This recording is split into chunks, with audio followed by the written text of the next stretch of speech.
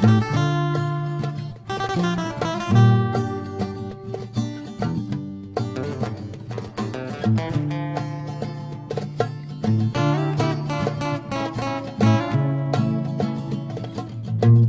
الله الرحمن الرحيم. مرحبا بالمشاهدين الكرام ومرحبا بالطلبة الأعزاء.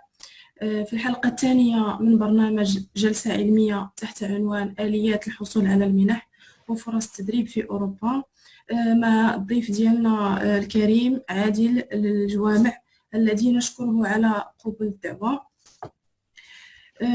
دونك شكرا بزاف عادل على قبول الدعوة، على الترحيب ديالك باش تكون معنا ضيف وتبارطاجي مع الطلبه ومع الناس كاملين ليكسبيريونس ديالك وداكشي اللي كتعرف على المنح ولي ستاج الواحد باش يمشي يدوز ستاج على برا. اذا سي عادل شكرا على التقديم وبكل فرح. شكرا بزاف. نانسي عادل، انت طالب في ماستر التنميه الزرقاء في المعهد البحري لتريستي في ايطاليا. Donc master in sustainable growth in OGC Trieste. Trieste, effectivement, oui. Ok. Trieste. بالإيطالية Trieste. بالإيطالية. حنا خلينا مع شوية د الانجلي وشوية ديال الفرنسي. تماما. دونك سي عادل، شكرا بزاف على قبول ديال الدعوة. مرحبا لسكينة، وشكرا، يعني الشكر موصول اللي كنتي بالدرجه الاولى والسي رشيد حتى هو يعني على الترحيب ديالو بالفكره، وعلى النادي يعني اللي كيشتغل مع الطلبه في كل ما هو علمي، في كل ما هو توجيه، في كل ما هو تطوير. ما احوجنا الى انديه والى طلبه والى يعني امثله في المثل ديالكم، خصوصا يعني احنا كنعرفوا البيداغوجيا التعليم المغربيه، كنعرفوا يعني سوء التوجيه اللي كيعاني منها الشباب المغربي. صراحه يعني المجهود الذي تقومون به فالله سبحانه وتعالى هو من يجزي عليه. ربي يجعله في ميزان الحسنات ديالكم. يعني هذا المجهود هذا يعني علم ينتفع به، وحنا يعني في المسار الاكاديمي ديالي انا شخصيا وبزاف الاصدقاء ديالي ما لقيناش هذا الشيء اللي نتوما كديروه دابا، وهذا هو الدافع والحافز اللي جعلني انني نفتح هذه القناه على اليوتيوب ونبدا نبارطاجي هذوك الافكار وهذوك المعارف وهذوك المعطيات حول المنح، حول كل ما هو تعليمي، حول كل ما هو توجيه. حيت انا في ذيك واحد المرحله يعني ملي كنت كنقرا في الثانوي وكان عندي طموح انني نمشي نقرا في الخارج، الحاله الماديه ديال الاسره ديالي ما كانتش كتسمح لي انني نحقق هذا الحلم هذا، حين انه يعني كانوا اجراءات اللي يمكن لي نديرهم ويمكن لي انني نتبعهم، ولكن ما كانش اللي غادي يوريك وما كانش اللي غادي يشرح لك هذه الاجراءات هذو، حيت كان واحد النوع اما احتكار المعلومه او ان المعلومه قليله، بحكم يعني بزاف ديال المعطيات اللي غادي نناقشوهم ان شاء الله في هذا الفيديو هذا. يعني حتى انا يعني كنشتغلوا تقريبا في نفس المجال اللي هو اعطاء نفس جديد وصوره جديده للجامعه المغربيه اللي احنا يعني خريجين الجامعه المغربيه وكنفتخروا اننا تخرجنا من الجامعه المغربيه. الاعطاء يعني صوره جديده ونحسنوا الصوره ديال الطالب الباحث سواء في الماستر ولا اللي في الدكتوراه او اللي من بعد الدكتوراه، حيت تبارك الله مغاربه كيمشيو للمختبرات الدوليه وكيشتغلوا تماك. نصحوا الصوره ان الدراسه والتعليم في المغرب راه يمكن لك به تقرا في احسن الجامعات الدوليه، وهذا الشيء هذا يعني ماشي ضروري تكون يعني شخص ميسور ولا كتنتمي لواحد الاسره ميسوره او لا تكون جيني، فالفرص متوفره. يعني فقط كل ما يخص هو البحث. شكرا مره اخرى لاله سكينه على التقديم، وشكرا على الدعوه. وطبعا يعني ما غاديش يكون اخر لقاء مع الطلبه ومع النادي، نتمنى ان شاء الله في القريب العاجل انه يكون شي لقاء شخصيا انني نمشي لاكادير وان شاء الله نديروا شي لقاء تماك ونفتحوا يعني طاوله الحوار في النادي. ومرحبا بك ان شاء الله، مرحبا بك في النادي ومرحبا بك في كليه العلوم ديال ابن زهر. دونك بالنسبه لحنا كنادي الشباب الباحثين للكيمياء والبيئه بكليه العلوم اكادير، كنحاولوا اننا نعطيو شي حاجه للطلبه اللي يستافدوا منها وشي حاجه باش نعاونوهم. سورتو في القرايه ديالهم، وباش تكون عندهم واحد الفكره على اشنو كاين، هادشي ديال لي بورس، هادشي ديال لي ستاج، ديال الخدمه. كنحاولوا ان شاء الله، هذه ما الا بدايه ان شاء الله، وباقي ان شاء الله اللي جاي. دونك سي ان شاء عادل، الله. عرفنا شويه على راسك، على المسار الدراسي ديالك. كنظن ان المسار الدراسي ديالك الرائع والكفاح ديالك هو اللي خلاك تدخل وتكتسب التجربه في هذا المجال ديال المنح والتدريب. مرحبا. الاسم والنسب عدي الجوامع، 31 سنة. حاليا كنشتغل موظف بوكالة تهيئة موقع بحيرة مارتيكا في مدينة الناظور. المشروع مشروع ملكي اللي كيدخل في كل ما هو تنمية مستدامة وحماية للبيئة وتثمين الثروة السمكية يعني البحرية لبحيرة مارتيكا. يعني التحقت بالوكالة في 2015، ومن 2015 وانا كنشتغل المنصب المسؤول على الدراسات الطوبوغرافيه والإدرو باتيميدريه في الوكاله. يعني كل ما هو طوبوغرافي، سيغ، تيليديتيكسيون، كارتوغرافي، انا هو المسؤول في الوكاله على جميع الاشغال المسح العقاري والرفع الطوبوغرافي. هذا يعني حاليا. المسار المهني، بكالوريا سنه 2009 من الثانويه التاهيليه مولاي محمد بن عبد الله بمدينه العرائش. من بعد مشيت لمركز التكوين المهني وتخرجت سنه 2011 بدبلوم تقني متخصص في الهندسه الطوبوغرافيه. كان عندي طموح انني نكمل الدراسه ديالي، ولكن يعني بحكم بعض العراقيل اللي غادي نسردوها ان شاء الله يعني في الفيديو، مشيت اشتغلت. يعني مشيت خدمت واحد العام، يعني من 2011 ل 2012 ولجت سوق الشغل بعراقيلو، بصعوباته، بمشاكله، واستطعت الحمد لله انني ندير المكانه ديالي ونفرض الوجود ديالي. الشيء اللي ما خلانيش نكمل انا في الدراسه هو عفوا في العمل، هو هذاك الطموح وديك الرغبه اللي كانت عندي في متابعه مساري الدراسي. الشيء اللي جعلني انني نقدم الاستقاله ديالي في 2012 ونمشي ندير اجازه مهنيه في لا كارتوغرافي جيولوجيك جيوماتيك في المدرسه العليا الاساتذه في حي التقدم مدينه الرباط. الاجازه المهنيه خديتها في 2014، يعني من 2012 حتى 2014 حيت كان فيها سنتين. وطبعا الطموح، يعني الانسان يعني ملي كيطلع في درجه كيتزاد له الطموح، كتزاد له الفيزيون، كتزاد له الرؤيه، وكيزيد يكبر. يعني كيبغي انه يوصل لواحد النقطه اللي وصلوا لها بزاف ديال الاخوان. ما توفقتش، يعني بعون الله ولله الحمد ما توفقتش انني نتحصل على ماستر. يعني جي ايسيي دو بوستولي، يعني حاولت يعني نقدم بزاف ديال لي ماستر في المغرب، هنايا في المغرب. يعني بحكم ان الجيوماتيك اللي هو واحد ديسيبلين، واحد بولي ديسيبلينار، يعني متشعب ويمكن لك تستعملوه بزاف ديال المجالات. ما توفقتش انني نتحصل على ماستر. الى بي كنرجع لسوق الشغل. يعني اشتغلت في مشروع تي جي بي، قطار فائق السرعه، مع شركه صينيه. ومن بعد يعني التجأت في 2015، بديت مع وكاله مارتيكا الى يومنا هذا. في 2017 يعني من بعد ما تزوجت ومن بعد ما ولدت، ويعني الحياه ما كتوقفش يعني في الزواج ولا كتوقف في الخدمه. الحياه كلها طموح وكلها اراده، يعني كل نهار نفس جديد وكل نهار شي حاجه جديده. يعني من بعد حتى تزوجت عاد كتب لي درت ماستر في الاف اس تي ديال الحسيمه، كليه العلوم والتقنيات ديال الحسيمه في الهندسه والبيئه الساحليه في الحسيمه. يعني كانت الدفعه الاولى، تحصلت الحمد لله على الماستر ديالي. وفي السنه الاولى ديال الماستر تماك بدات كتجيني هذه الفكره ديال المنح وديال التدريب في الخارج وديال الدراسه بالخارج، وبديت كنبحث. اذا بي كنلقى يعني انا الطريق سهل وفي نفس الوقت صعب. يعني ملي نقول سهل ماشي يعني ناخذوها يعني بهذه السهوله اللي حنا نقولوا عليها، ولكن راه كاينه عراقيل اللي غادي ان شاء الله في هذا الفيديو غادي نتكلموا عليهم كاملين. يعني ملي خديت الماستر ديالي بقيت بين مسارين، اما يعني نكمل في الريشيرش سيونتيفيك وندير الدكتوراه ديالي، او لا نشوف شي ماستر في اوروبا. الحمد لله يعني توفقت كذلك ومثال، وتحصلت على ماستر في فلو جي اس في انستيتيو دو جيوفيزيك ابليكي في جامعه تريستي في ايطاليا، اللي هو ماستر في التنميه الزرقاء المستدامه اللي انا كنديرو حاليا. يعني بحكم كورونا هو يعني العائق اللي جعلني انني ما نمشيوش لايطالي. ويعني في هذا المسار هذا يعني تحصلت على بزاف ديال الفرص ديال التدريب، مشيت لمصر، هولندا. يعني كورونا جات اوبستاكل، يعني كانوا عندي تدريب في فرنسا، واحد وركشوب يوم عالمي للماء في مورسيا في اسبانيا.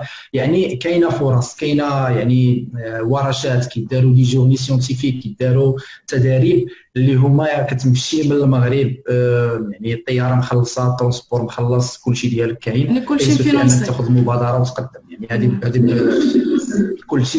نعم تماما، كلشي مخلص. يعني خصك غير انت تاخذ يعني ديك المبادره والخطوه الاولى وتبدا، وان شاء الله كلشي كيجي بالتدريج.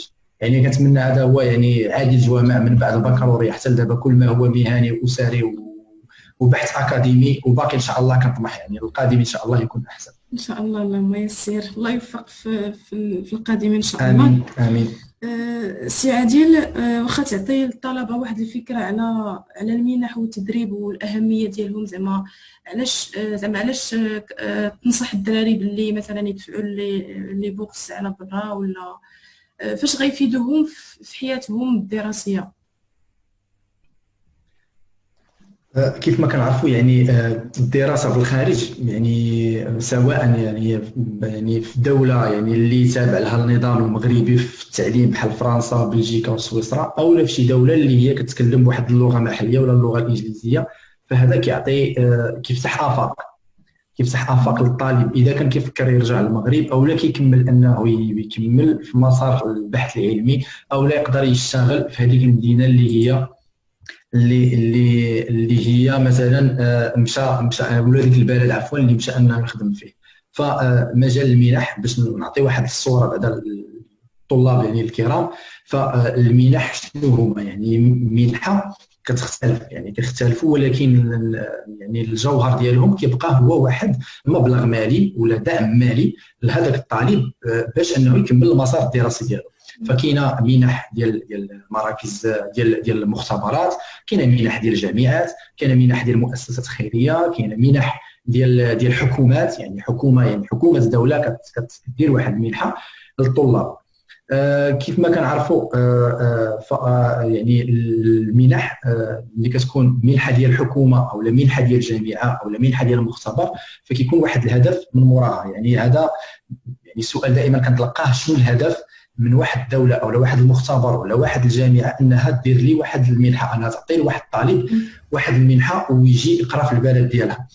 اولا كاينه بعض المنح اللي كيشترطوا ان المعدل، كيشترطوا ان الطالب يكون متفوق دراسيا.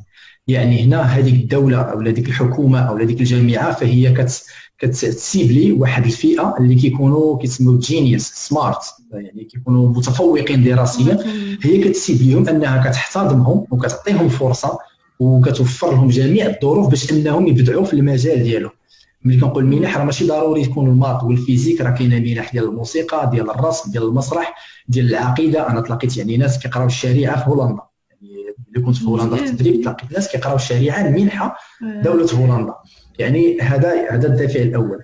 بالنسبه لمنحه الحكومات فكتكون يعني المساله الاولى هو اللي هضرنا عليها، هو احتضان هذاك الطالب وتكتسبه وتاكد باللي واحد العقل غادي يبقى لك في البلد ديالك يشتغل معاك. وكذلك ومثال يعني وكذلك يعني كتضمن باللي هذاك الطالب اللي غادي يجي يقرا في البلد ديالك، خصوصا اذا كانت اللغه اللي غادي يقرا بها هي اللغه المحليه للبلد، بحال المنحه الروسيه او المنحه التركيه او المنحه الصينيه، فكتشترط عليك انك تكون قاري المستوى مثلا واحد العام ديال اللغه المحليه. فهنا الدوله يعني كتفكر في كل ما هو انفتاح على العالم الخارجي، انهم ما كيبقاوش منغلقين على راسهم. فهي كتحتضن واحد الطالب مثلا من المغرب مشى يقرا في تركيا، غادي يقرا باللغه مثلا التركيه، فهذاك الشخص غادي يولي سفير للثقافه وللغه وللتاريخ التركي في المغرب. يعني ملي غادي يرجع للمغرب غادي يرجع بلغه، غادي يرجع محمل بزاف المعطيات اللي هي كتعكس التاريخ التركي. هذه من جهه. من جهه اخرى ان ملي كتقرا باللغه التركيه يعني انا كنعطي غير مثال باللغه التركيه، كتكون يعني في واحد النسبه كبيره انك غادي تخدم في تركيا، من غير اذا كان يعني نظام التعليم او مثلا البرنامج اللي غادي تقراه غادي يكون باللغه الانجليزيه. يعني هذا من بين المخططات، يعني هذا كجواب على شنو الهدف من المنح. يعني هذا يعني حتى الحكومات ملي كتوفر منحه او الجامعات فهي عندها بزاف ديال الاهداف وبزاف ديال النقاط اللي هي مسطره اللي كتشتغل عليهم من خلال مجال المنح. فحتى الجامعه ملي كتوفر واحد المنحه فهي كتقيس واحد الفولي ديال الطلاب الاجانب في الجامعه. اذا مشينا لموقع توب يونيفرسيتيز اللي هو فيه الرانكين يعني تصنيف احسن الجامعات، فكنلقاو كاين واحد التنقيط على نسبه الطلبه الاجانب في هذيك الجامعه، وحتى هو كيتاخذ عليه الجامعه واحد لابار، ماشي الجامعه مصنفه غير بالموقف بالبحث العلمي ولا بالجوده التعليم ولا بالتاريخ ديالها، فحتى نسبه استقطاب الطلاب الاجانب فحتى هو عنده واحد النسبه ديال التنقيط. يعني ملي كنجيو لجامعه هارفارد وكتوفر لنا الجامعه مثلا واحد المجموعه من المنح وكتجيب واحد الطلبه من دول العالم اللي كيشاركوا وكيدعموا البحث العلمي في الجامعه، جوده التعليم في الجامعه، فالجامعه هنا شنو كتربح؟ مثلا ناخذ جامعه هارفارد في الاخر، يعني شنو كتربح الجامعه؟ كتربح بحث علمي، يعني جابت واحد النوابغ يعني عطاتهم دعم، ربحات بحث علمي اللي غادي يوفروا ليها بزاف ديال لي ريشيرش، بزاف ديال البرامج، بزاف ديال المعطيات اللي يمكن لها انها تنفيستي فيهم من بعد. كيوفروا ليها، ونرجعوا دائما للمثال ديال هارفارد، ف 160 جائزه نوبل فهي من حصه جامعه هارفارد في الاخر، يعني 160 جائزه نوبل. يعني هذوك الطلاب اللي هي كتجيبهم فكيتوفقوا في المسار وفي الابحاث ديالهم وكيتحصلوا على جوائز عالميه اللي كترفع من القيمه ديال الجامعه. فهذا حتى هو نقطه خصنا نردوا ليها البال. يعني هذه يعني فكره عامه حول المنح، انها ماشي شي حاجه اللي صافي كيعطيوك الفلوس هكا، كيعطيوك الفلوس وكيوفروا لك جميع الظروف باش حتى انت تكون منتج، حتى انت يعني ولكن حتى انت الا مشيتي خصك تخدم ولا ترجع لبلادك تخدم، تستافد ويستافدوا منك. تماما. ضروري يعني هذا يعني من بين، يعني حاولت ما امكن نعطي فكره حول المنح وكذلك ومثال يعني الطلبه باش يعرفوا باللي هذا المجال هذا راه ماشي مجال فارغ، يعني راه فيه بزاف ديال الحظوظ. يعني الانسان غير يتوكل على الله ويبدا، يعني سواء اذا كان باغي يدوز ستاج كاينه اجراءات، كان باغي يدوز منحه راه خطوات ووثائق خصو يوجدها، كان باغي مثلا يمشي يحضر واحد الورك شوب او واحد السيمينار ولا واحد الكولوك حتى هو يعني عنده اجراءات ديالو. ان شاء الله غادي نشوفوهم في التدريج ان شاء الله. ان شاء الله. وحتى كنظن ان الواحد مثلا الا مشى دوز ستاج على برا ولا مشى دار شي بورس، حتى الدوسي ديالو باغ اكزومبل مثلا لي زيتيديون ديال الماستر بامكان انه مثلا في داك البروجي دو فان ديتود ديالو يمشي يقلب على شي بورس ويمشي يدوز ستاج ديالو على برا، وفي لي لابوغاتوار كاينين لي مويان تما، كاين كلشي، كاينين لي زونكادرون تما، ويعني كينفعك في السي في ديالك وكتستافد، كتكون اكسبيريونس زوينه. وسورتو ان مثلا حتى لي دكتورون راه كيمشيو كيدبروا على لي ستاج. مثلا يقدر شي واحد يكون في المغرب يكون واحل في شي ماتيريال ولا شي حاجه ما عندوش هنا باش يخدم، يقدر مثلا يبوستولي لشي بورس، وكاينين دي بورس دو موبيليتي كيمولوا لك انك تمشي دوز ستاج في شي بلاصه. مثلا كتختار انت شي بلاصه، شي يونيفرسيتي ولا شي حاجه كتمشي كدوز فيها ستاج، هما كيعطيوك كيخلصوا عليك البيي دافيون، كيخلصوا عليك الطياره، كيخلصوا عليك ديك المده اللي غتجلس تما. يعني بحال كتمشي وانت مرتاح، كتاخذ اكسبيريونس وكتمشي ان هذا كينفعك حتى في السي في ديالك، في الدوسي ديالك. راه كتسمى مشيتي ودرتي حتى لي زاناليز ديالك، درتي مثلا شي حاجه وحلتي فيها في المغرب ما كايناش، كتمشي كديرها. تماما. ف يعني الفرصه اللي كتعطى لك راه كتفتح قدامك يعني ابواب كبيره جدا. علاش؟ ملي كتمشي كتلاقى بواحد الناس اللي ما جايين بارتو من لو موند، يعني وكي كيبدلوا لك يعني الفكره على بزاف ديال الحوايج. تقدر تلاقى مع شي واحد عنده مثلا فينونسمون ديال شي بحث. انت مثلا عندك ماستر، اذا كان عندك مثلا شي بروبوزل، يعني عندك واحد البروبوزل، واحد بروبوزيسيون دو ريشيرش، وتلاقيتي مع واحد الاستاذ بروف يونيفرسيتير في هذاك اللابو ولا في ديك الجامعه وحطيتي له الفكره وحاولتي تقنعه وبينتي له الموتيفاسيون. هنا غادي نتكلموا على الموتيفاسيون اللي هو واحد النقطه مهمه. هما كيامنوا بالنتا شنو باغي، بينتي له يعني واحد البروبوزل ريسيرش، راه غادي انه يريكومونديك وغادي يلقى لك يعني الدعم، وغادي يوفر لك الارضيه باش انك تجي ودير الابحاث ديالك وانك تبوستي لي زارتيكل. يعني هذا راه واحد لافونتاج ما يمكنش تحسب يعني النقاط الايجابيه ديال هذا الستاج ديال مشيتي ديرو، ولا اذا مشيتي تقرا او اذا مشيتي حضرتي شي كورس. يعني كنصح الشباب يعني ما يملوش من هذه المساله هذه، انهم يشتغلوا عليها.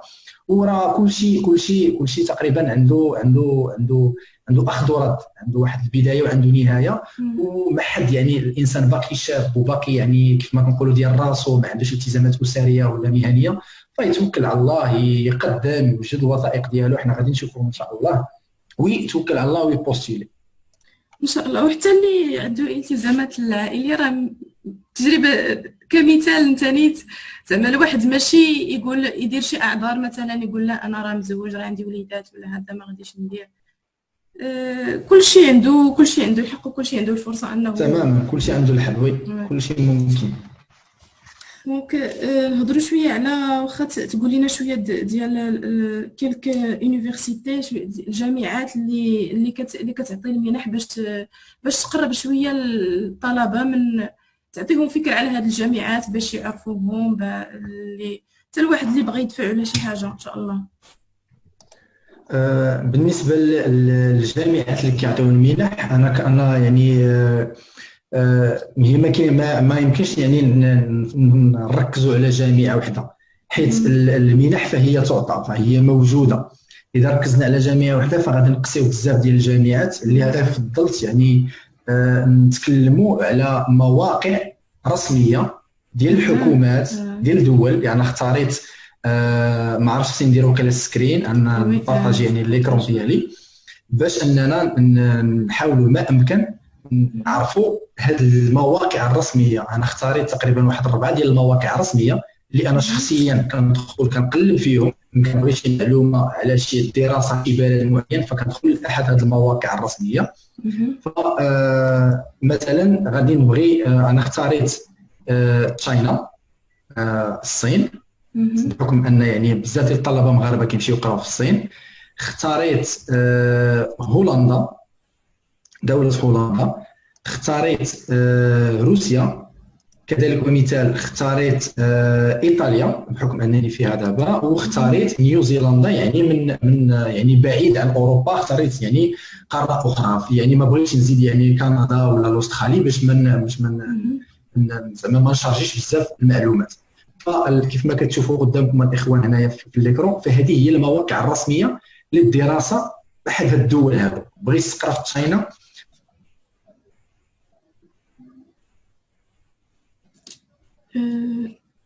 سي عادل ما كنسمعش، واقيلا تقطع.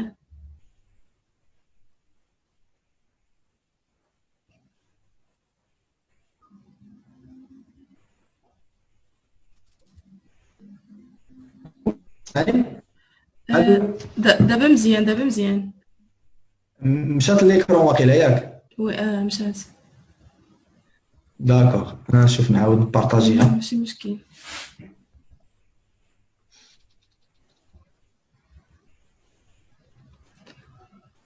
دابا مزيان. داكوغ. فمثلا هنايا امامنا الموقع الرسمي للدراسه في ايطاليا. يعني كيف ما قلت، ما غاديش مثلا غادي نبغي نمشي نقرا في ايطاليا، ما غاديش نتسنى شي واحد يجي يوري لي الطريق كيفاش، ولا ها الموقع الرسمي كاين. ناخذ الوقت الكافي، نهار، اسبوع، شهر، نقلب على المعلومات، حيت يحطوا المنح، يحطوا التداريب، يحطوا يعني الدراسه، الابحاث، اي حاجه كتحط في الموقع الرسمي للدراسه في ايطاليا. وحتى الاجراءات، يعني ملي كنتكلم على الاجراءات فهنا كنقصد يعني اجراءات مثلا اختبارات اللغه، اجراءات التقديم للجامعه، تقديم للمنحه. حيت بعض المرات يعني كيفرقوا بين التقديم للجامعه والتقديم للمنحه. يعني كتدير واحد الدوسي اكاديمي وكتقدمه للجامعه وكتاخذ لاكور من الجامعه وعاد كتمشي للمنحه. وبعض الاحيان يعني كيكون يعني ديفينيت، يعني دوسي واحد، يعني كتقدم للمنحه وكتقدم للجامعه. علاش يعني باش الانسان الطلبه الاخوان ما يكونش عندهم واحد اللبس يعني يقول صافي راه غادي نعمر مره واحده، لا، كاينه اجراءات وكاينه مراحل حنا غادي نتكلموا عليها. يعني غير بالنسبه شويه ديال للدراسه في الصبر ايطاليا ديال بحكم لا انني حاليا موتيفاسيون. كان خص صبر، يعني خص واحد النفس طويل وي. والانسان يتوكل على الله.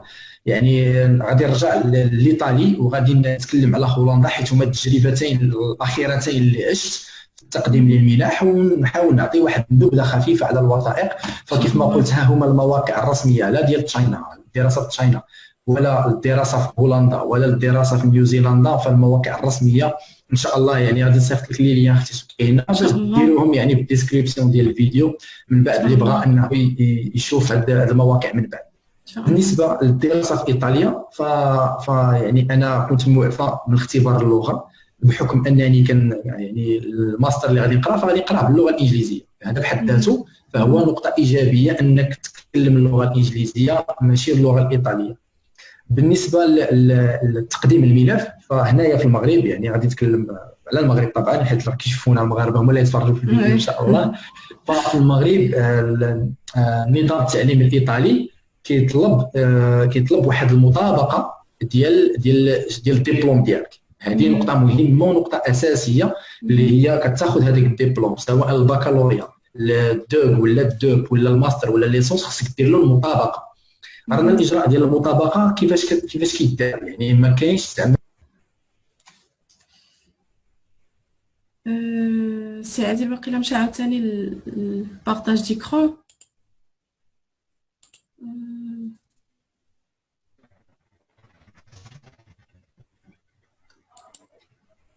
الو مشى عاوتاني البارطاج ديكرون. ماشي مشكل، دونك نكملوا هكا يمكن حيت ما غاديش تحتاج ليكرا يمكن بزاف. داكوغ صافي مزيان.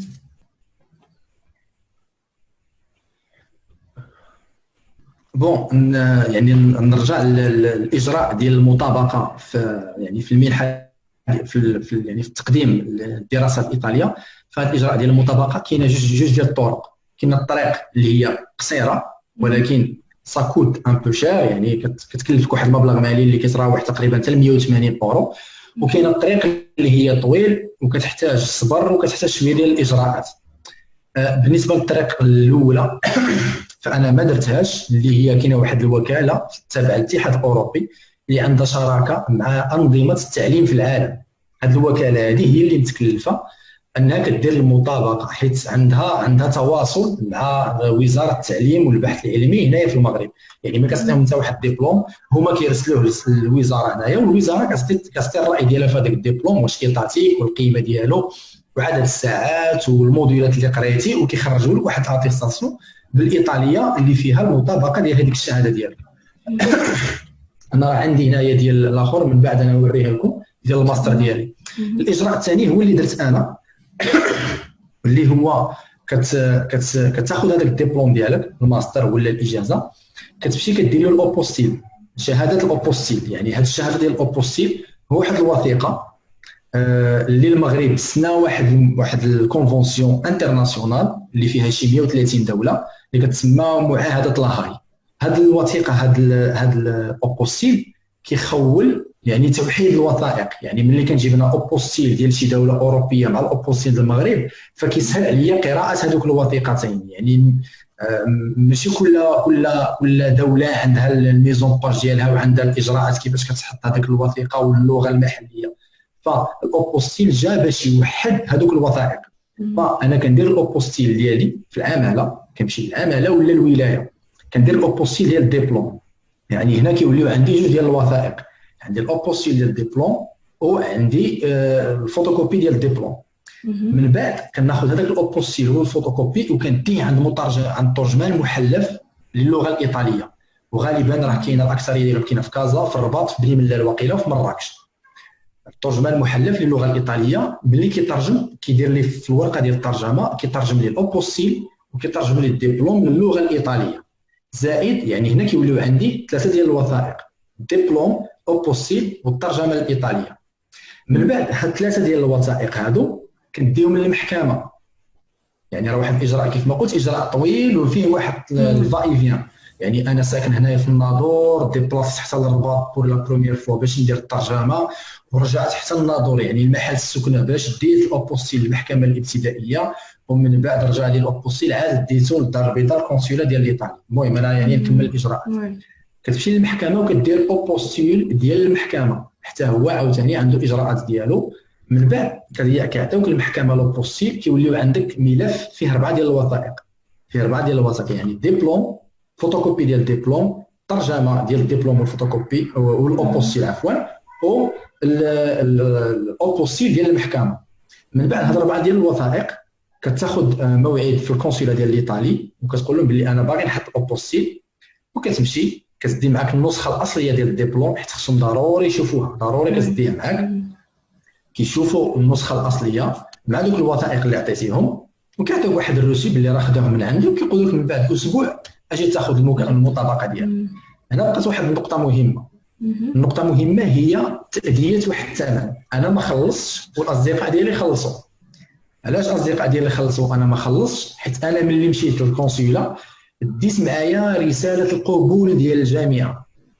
يعني عليها في الاول قلت لك يعني التقديم للجامعه راه ماشي هو التقديم للمنحه. انا ملي ديت معايا رساله القبول للجامعه، الكونسولا عفاوني من المصاريف اللي هي 40 اورو، تقريبا واحد 450 درهم مغربيه. بحال لو هما كيضمنوك يعني صافي الجامعه يعني والجامعه يعني في لاكور ديال الجامعه كتبوا باللي انا تحصلت على منحه وشحال غادي نقرا فيها وشحال غادي يخلصوا عليا، ويعني وهذا التخصص اللي غادي نقراه وكيف يعني جميع الديتاي كاين في الرساله ديال القبول، امبريميتها وديتها معايا. باغ كونطخ الاصدقاء ديالي اللي حتى هما داروا نفس الاجراء بحالي داو داك الثمن ديال 450 اورو ولا 450 درهم عفوا اللي هو 40 اورو، حيت ما كانش عندهم القبول، حيت مشاو قبل ما تبان لا ليست ديفينيتيف، مشاو وجدوا هاد المطابقه ديال الدبلوم اللي ما بغيتش نقول السميه ديالها في الاول، غادي نخرقوا لكم حتى دابا، كتسمى ديكلاراسيون دو فالور بالايطاليه، ديكلاراسيوني دي فالوري بحال هكا. يمكن ما عرفتش واش نطقتها مزيان ولا لا، مي كتسمى ديكلاراسيون دو فالور او لا ديكلاراسيون اوف فاليو. الديكلاراسيون وشويه ديال الايطاليه، الله كندرب الودن ديالي واللسان ديالي. دونك هذا الاجراء باش انك تحصل على اهم وثيقه من اجل الدراسه في ايطاليا. ملي كتحصل على الوثيقه هذه من بعد كيبقى لك الاجراءات الاخرى فهي سهله. اذا كان عندك يعني الدراسه ديال اللغه فانت كتمشي تقرا اللغه، ما كانش عندك الدراسه ديال اللغه وكانت عندك كاين الامور ميسره فكتوجد الدوسي ديالك وكتمشي تبوستوليه عادي. هذه بالنسبه للمطابقه ديال الدبلوم. واحد النقطه يعني غادي نفتحها هنايا اللي هما الوثائق. شنو يعني شنو غادي يحتاج الشخص اللي باغي يقدم للمنحه؟ ويمكن هذا يعني النقطه كنت باغي يعني نخليها نقطه بوحديتها اللي غادي نتكلموا عليها، على الوثائق اللازمه. ياك لاله سكينه؟ ان شاء الله. هي مرحبا. داكور. دونك يعني دابا انا عطيت غير نبذه على يعني الديكلاراسيون دو فالور، يعني راه كاينه بزاف ديال الوثائق صراحه لكل وثيقه والاجراءات كيفيه الحصول عليها، ولكن هذه بالنسبه للدراسه في ايطاليا بحكم انني دزت من هذه التجربه هذه. دابا كل جامعه وكل منحه كيكون عندها كيكون عندها الوثائق ديالها خاص. ولكن كاينه شي حاجه اللي كتجمعهم كاملين، كاينين شي حوايج اللي مثلا كتدفعهم في كل شيء. تماما. يعني هذه يعني الوثائق اللازمه اللي غادي تكون عندي انا، يعني انا حاليا كنهضر خصهم يكونوا عندي هذه الوثائق يكونوا واجدين. يعني ملي كنجي نقدم لشي منحه كيبقى لي غير ديك شي حاجه اللي هي اور هذه الوثائق هذا. يعني استنادا للخبره ديالي البسيطه جدا في هذا المجال هذا، فكاينه 10 ديال الوثائق، 10 ديال المسائل و10 ديال النقاط اللي غادي نتكلموا عليها ان شاء الله نقطه بنقطه. في المساله الاولى هو البريد الالكتروني. فلاله سكينه البريد الالكتروني فهو مساله مهمه. علاش؟ انت كتواصل مع واحد الناس اللي هما بعاد عليك جغرافيا، بعاد عليك ثقافيا، عرقيا، اثنيا، ما عندكش شي حاجه اللي كتشارك معاهم. فالبريد الالكتروني خصو يكون مهني. انا دابا هذه يعني استنتجتها انا غير من هذوك لي سي في اللي كيوصلوني مثلا ديال الدراري اللي باغيين يدوزوا ستاج، فكتلقى مثلا بنت كاتبه لك مثلا كاتبه ليلى ريهانه، ولا واحد كاتب هشام ميسي، ولا يعني انت كتعامل مهنيا. يعني خص تكون السميه المساله ديالك. اللي هي مهنيه فدير السميه ديالك والكنيه ديالك صافي، اولا دير السميه بوحدها، السميه وتاريخ ازدياد، اولا شي حاجه اللي هي تكون كتعبر على كل ما هو مهني. مثلا ولكن انت مثلا انا توبوغراف، فكيعجبني الحال ملي كيوصلني واحد الميل من عند شي واحد توبوغراف وكاتب مثلا في السميه باغ اكزومبل عادل لو جيومتر مثلا، فهذا كيبين ان هذاك الشخص باغي ديك المهنه ديالو، ماشي انت داير لي شي حاجه اللي كتعبر فيها على الانتماء الرياضي ديالك ولا الانتماء الموسيقي ولا الانتماء العرقي، ولا تكتب لي مثلا مع احترامي يعني لاي واحد غادي يكتب لك جزائري حر ولا مغربي شي حاجه، فهذا الشيء كيبقى خليه في مواقع التواصل الاجتماعي اللي كتعامل فيها، حيت فهمتيني؟ الواحد يكون شويه بروفيسيونيل. هو بحال كيقولوا هو المفتاح تماما، يعني خصك تكون مهنيه، خصك تخدم الرسميات من البريد من الاحسن ان الالكتروني. الواحد يكتب سميتو، لو نون لو برينون صافي، نو برينون، هذا راه لارجومون سيفيزون، يعني راه كافي ان الانسان باش هذاك السيد اللي انت غادي تتواصل معاه ملي كيفتح ايميل ما غاديش ياخذ واحد الانطباع سلبي عليك، فصافي وصلوا ميل من عند هذا السيد هذا. هذه بالنسبه للبريد الالكتروني. البريد الالكتروني فكنصح ان يعني في السينياتور ما حتى هو ما تكتبش شي حاجه اللي هي مثلا كتعبر على هذا الانتماء الثقافي والعرقي ديالك، فحبذا تكتب السميه والكنيه بوست ديالك، يعني السينياتور اللي كتكون في الاخر في الجيميل، دير مثلا واحد السنتنس، واحد الجمله اللي كتبين فيها الانخراط ديالك الكلي في البيئه ولا شي حاجه اللي البريد الالكتروني كيبين هاد الناس هادو، يعني كتبان انت عندك قيمه من خلال البريد الالكتروني اللي هو الوسيله ديال التواصل الوحيده بينك وبين هاد الناس هادو. فطبعا هذا البريد الالكتروني حيت هو النقطه الاولى، هو المفتاح. كتبقى لنا رساله التوصيه ليتر دو ريكومونداسيون. فكما كنعرفوا لاش كاينه الرساله ديال التوصيه في واحد المساله مهمه في تقديم لاي منحه، يعني خص ضروري يكون عندك واحد الاستاذ اللي ريكومونداك، ولا واحد المدير، ولا واحد السيد طاجيتي معاه كيدير لك واحد ليتر دو ريكومونداسيون.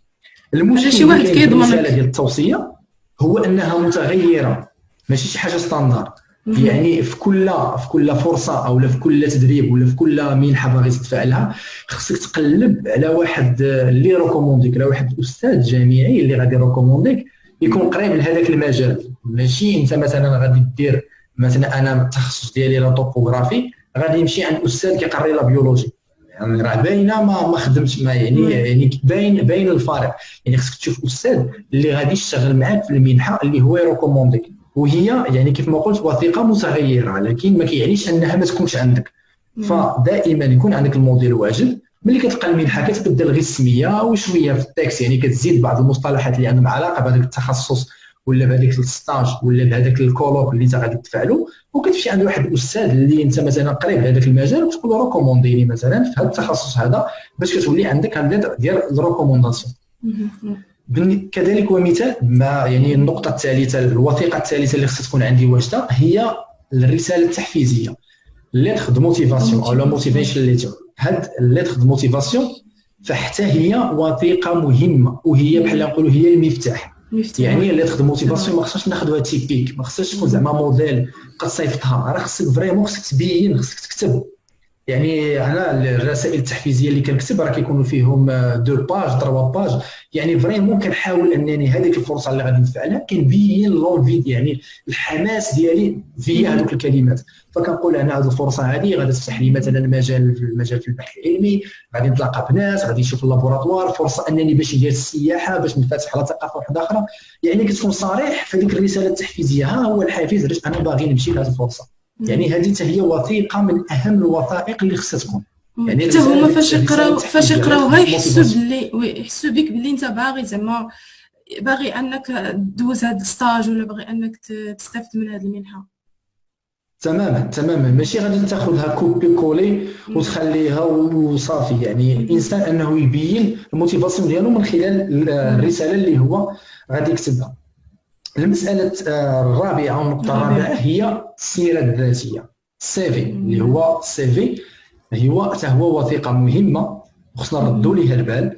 وان شاء الله يعني في لقاءات قادمه انا كما قلت لك من خلال التجربه ديالي المتواضعه دابا ديالي في المجال المهني 8 سنين ديال الاكسبيريونس، فكيوصلوني دي سيفي، كيوصلوني انواع كثيره ديال لي سيفي، حدث ولا حرج، اشكال وانواع. فكاينه اخطاء وكاينه مغالطات تمرر في الرسائل في السيره الذاتيه. فيعني كاينه بزاف ديال ملي كيجي عندي الدري لونتروتيان، وانا يعني هذا يعني كنفاتح ملي كيجلس معايا في لونتروتيان، فقبل ما نبدا مع لونتروتيان كنقول له راه درتي واحد الغلط ريكتيفيه، راه انت باقي غادي تدفع من بعد، ما تخليش هذا الغلط هذا الخطا يتاكوميلا. يعني كاين اللي كيجي فوت دو فراب، كاين الفوت في الميزون باج، كاين اللي الالوان، كاين اللي الكتابه. فالسيره الذاتيه حاول ما امكن تكون حتى هي انيقه مهنيه بسيطه ليزيبل فيزيبل، يعني اللي غادي يقراها ما يجيش تعب يقلب على المعلومه فين كاين. هذاك الشيء يكون ترتيب يعني مرتب ترتيبا تسلسليا كرونولوجيكيا يعني واضح، والمعلومه تكون فيه ما قل ودل. ماشي انت غادي تعاود لهم قصه حياتك في السي في دي تيغي الاولى ها الثانيه ها الثالثه ها الرابعه، ها شنو فين خدمت، ها شنو ها لي لوجيسيال اللي كنميتريزيهم، ها لي ستاج اللي انا كنديرهم، ولا الهايلايت ديالي مثلا كومبيتنس ولا سكيلز اللي عندي كنحطهم وكنكلاسيهم في واحد لوردر اللي هو بيان بريزونتي. هذه بالنسبه للسيره الذاتيه ان شاء الله يعني في لقاءات اخرى نتكلموا عليها بالتفصيل ان شاء الله.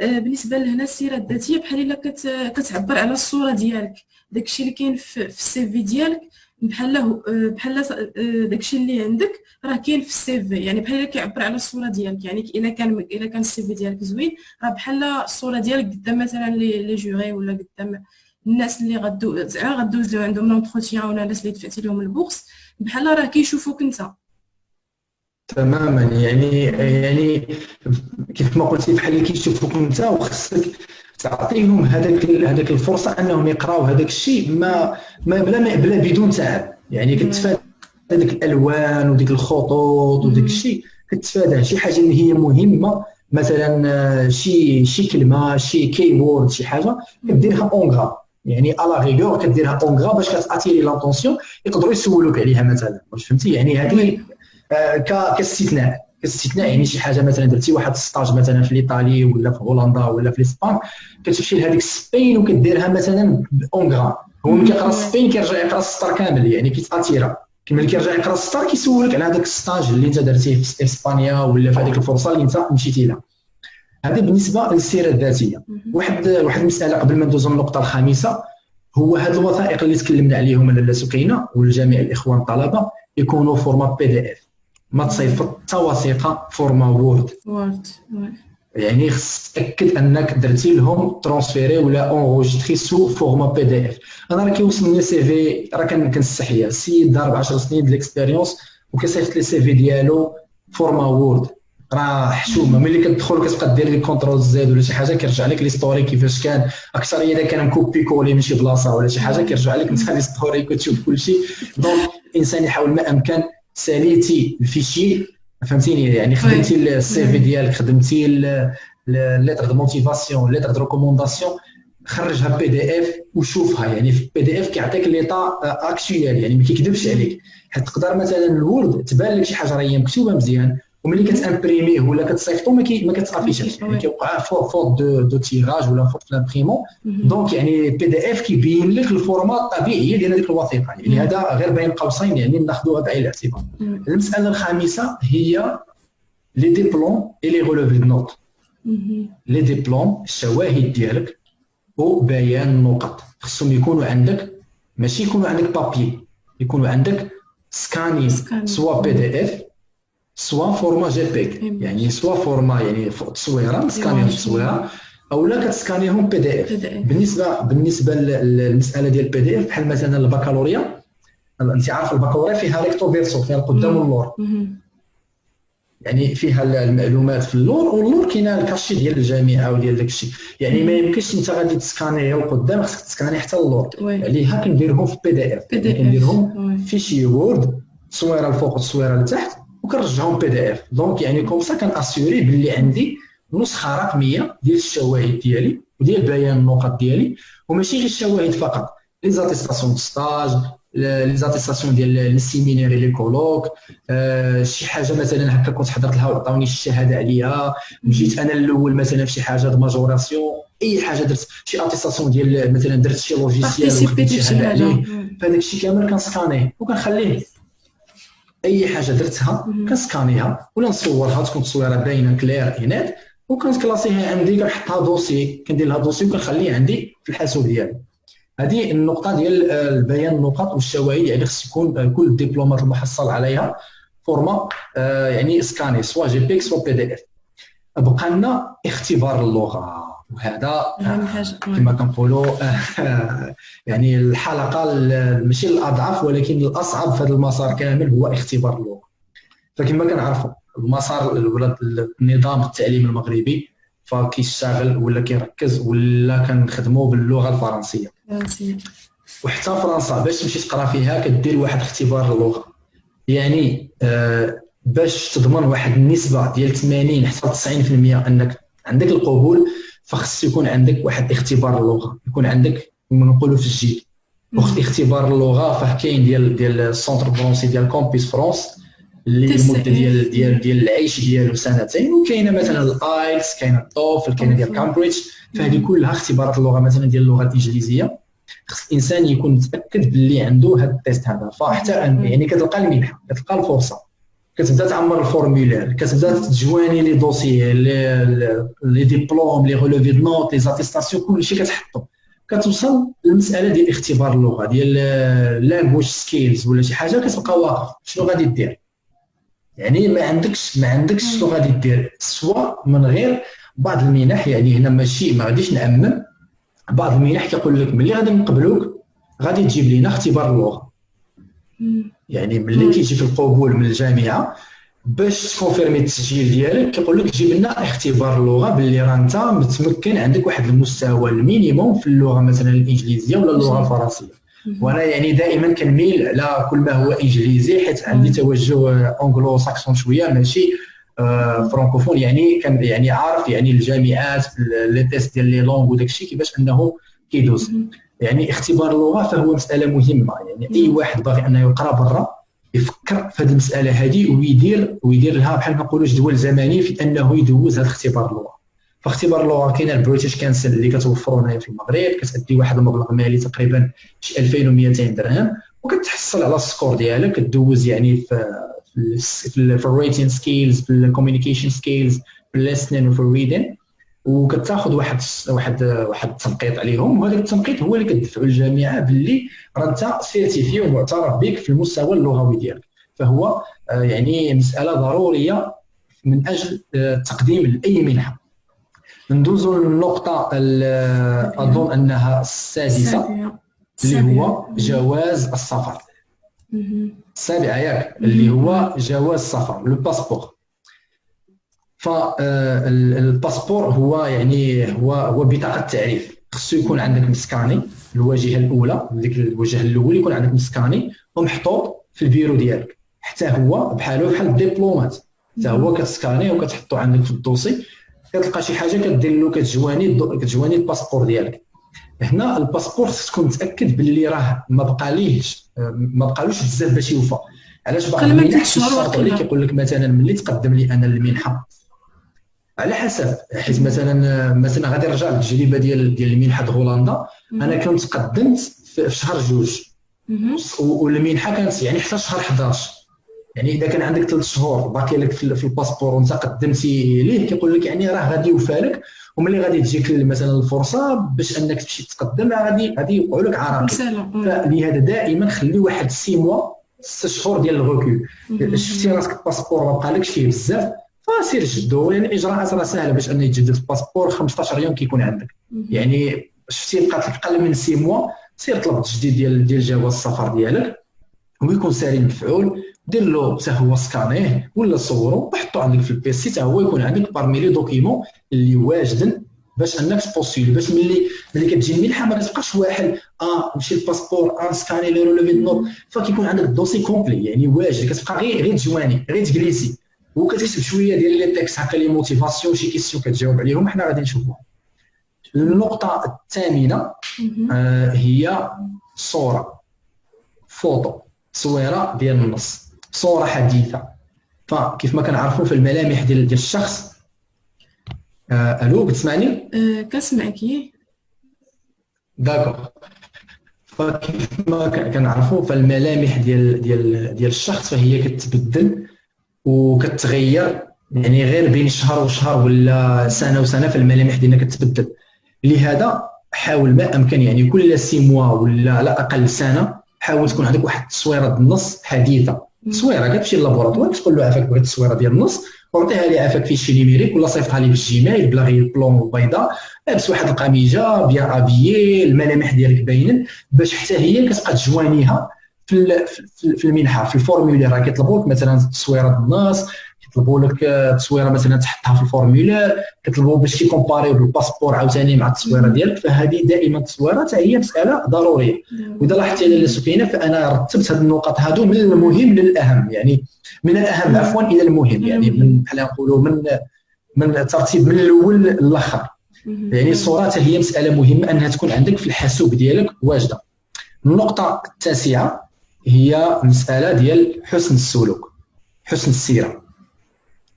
فحتى هذه شهاده او وثيقه مهمه جدا باش تكون عندك ملي تبغي تقدم لواحد المنحه. فشهاده حسن السلوك هي واحد الشهاده اداريه تسلم من طرف المحكمه او من طرف ولايه الامن اللي انت تابع ليها.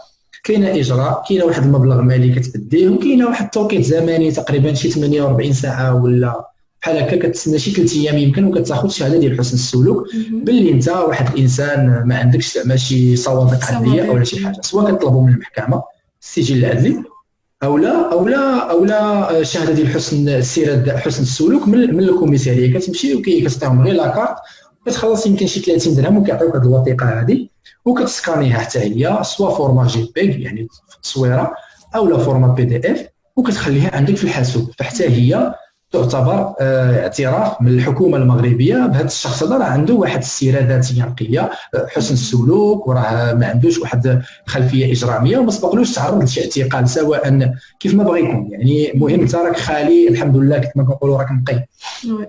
النقطه الاخيره واللي كاينه بعض المنح كيطلبوها وبعض المنح ما كيطلبوهاش هي الاختبار الطبي. اختبار طبي باش يتاكدوا من خلوك من الامراض المعديه. فحتى هذه راه مساله مهمه. هذا الاختبار اكثريه المنحه الروسيه فهما كيمونسيونيو بين قوسين وكيمونسيونيو الايدز، كدير اختبار على الفي اتش على السيده في المنحه الروسيه. يعني اذا كان زعما باش كنفضل زعما كون كان سكرين زعما يعني خدام حسن من يعني ما يتقاش بزاف، كنا غادي ندخلوا ونشوفوا يعني من بين الوثائق اللي مطلوبه في المنحه الروسيه هو اختبار ديال الخلو من الامراض المعديه وكيديروا لك بين قوسين في اي اتش، يعني راه ما فيكش يعني فقدان المناعه المكتسبه. فحتى هذه هذا الاختبار الطبي شهاده طبيه باللي راه انت انسان الحمد لله ربي الحمد لله يعني ما فيكش واحد المرض معدي. يعني حتى هذه كيطلبوا حتى الناس اللي كيديروا البروغرامات الهجره، برامج الهجره مثلا لكندا ولا لاستراليا ولا للدنمارك، حتى برامج الهجره كيطلبوا يدخلوا من الامراض المعديه ماشي الامراض المزمنه. الامراض المزمنه فهذاك مرض مزمن، ولكن المرض المعدي هذاك شيء اخر كيطلبوا هذه الاتيستاسيون هذه.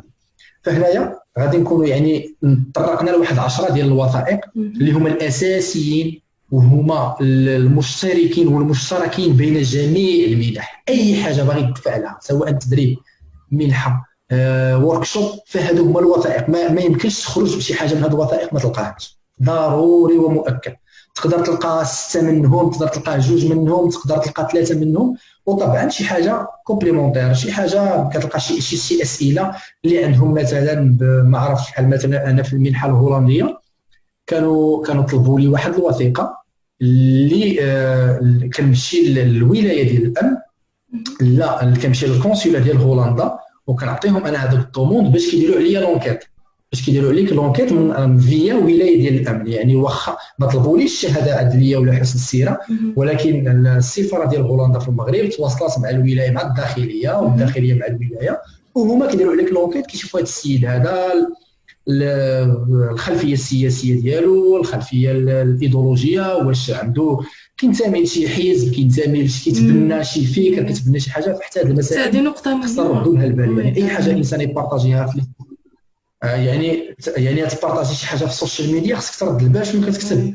يعني هذيك سي فري، يعني الانسان راه بعض المرات كيتحمس مع شي حاجه، ولكن دائما انت قل انا واحد الانسان ماشي محايد، يعني هذيك الخلفيه الايديولوجيه ديالي فانا كنعيش بها وعندي مبادئ كنعيش بها، ولكن راه كاينه شي حاجه اللي هي كتسمى المهنيه، كتسمى الرسميات. فانا واحد الانسان مهني حتى في السوشيال ميديا، خصني نبان مهني، خصني نكون في هذه يعني النقطه ادابتي. هي نسولك على واحد النقطه على حسب، حيت انا سمعت كيقولوا باللي مثلا الا دفعتي لشي حاجه شي بوست على برا ولا شي بوكس هكا كيمشيو كيشوفوا لك حتى مثلا الفيسبوك ديالك، كيمشيو الانستغرام ديالك، تويتر ديالك، كلشي يعني كيشوفوا كلشي. يعني سمعت انا كاينين ديكا باللي كيتغوفيزاو مثلا الضمون ديالهم كيتغوفيزا، غير كيمشيو مثلا كيلقاو شي حاجه في فيسبوك مثلا دي بوبليكاسيون كما قلتي الانتماء هكا السياسي ولا شي انتماء زعما هما ما كيبغيوش بحال هذا الشيء. تماما. راه في المنحه الهولنديه طلبوا لي الفيسبوك وطلبوا لي لينكد ان، طلبوا لي اللين ديال لينكد ان واللين ديال الفيسبوك، طلبوا يعني قال لك كوبي لينا الفيسبوك ديالك الرسمي، حيت هنا كيأسيوريو باللي هذاك هو الفيسبوك اللي انت كتستعملو. كيقولوا سيبوزون يقدر يكون شي واحد مكري شي كونط بسميتك ولا شي حاجه، يعني كيطلبوا منك انت تعطيهم اللين، وهما كيدخلوا من بعد كيبالاديو في البروفيل ديالك، كيشوفوا اللينكد ان ديالك. عليها هاد المسائل هذه خصها تكون دائما نقيه. وحتى الاصدقاء اللي كومونطيو لك ما فيها باس، اذا كومونطا لك شي واحد شي تعليق اللي ماشي هو هذاك ولا طاقاك في شي تصويره ولا شي حاجه، ما فيها باس كترفوزي الطاغ ولا كترفوزي الكومونتير وكتدخل عنده البريفي ولا ملي كتلاقاه تقول له صديقي راه داك الشيء اللي درتي معايا انا عافاك ما طاغينيش شي حاجه بحال هذيك، شي حاجه اللي هي سيبيانيه ولا شي حاجه ديال جو سي با اي شيء. يعني الانسان واخا راه السوشيال ميديا وهو منفتح على العالم وخصو يكون يعني بارطاجي كل شيء، ولكن راه كاينه حدود. انا كنفكر هكا، يعني ما في، انا كنظن مساله عاديه، صديق ديالي غادي طاغيني في شي تصويره مثلا هو في شي بلاصه ولا علاش طاغيني اخويا، دونك فهمتيني حيت عليك. والانسان يدخل ديما لللينكد، والانسان راه تخرج عليا تبقى طاغيني، هذا طاغيك هنا هذا طاغيك هنا فهمتيني.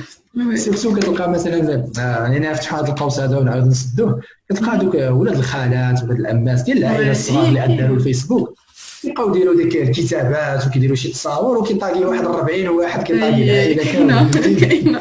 دونك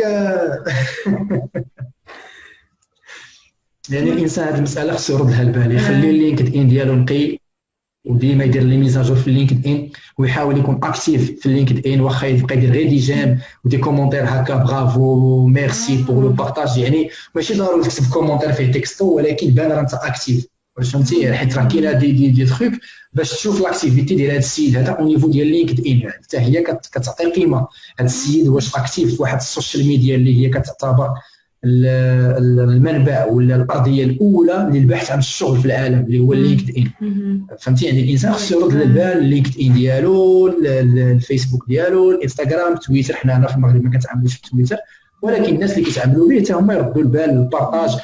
الناس اللي تنفولويهم مثلا في انستغرام غادي تدخل هذوك الفيك كما كنسميو فيك انفلونسرز، غادي تبقى انت تفولوي شي حاجه اللي هي لا علاقه، شي حاجه اللي هي بعيده على لونفي ديالك، يعني كتبان كتعكس داك الشيء هذاك. يعني حاول ما تكومونتي، ما تجيمي، ما تفولوي هذوك الناس، فولوي الناس اللي هما قراب مهنيا ليك، فولوي الشركات.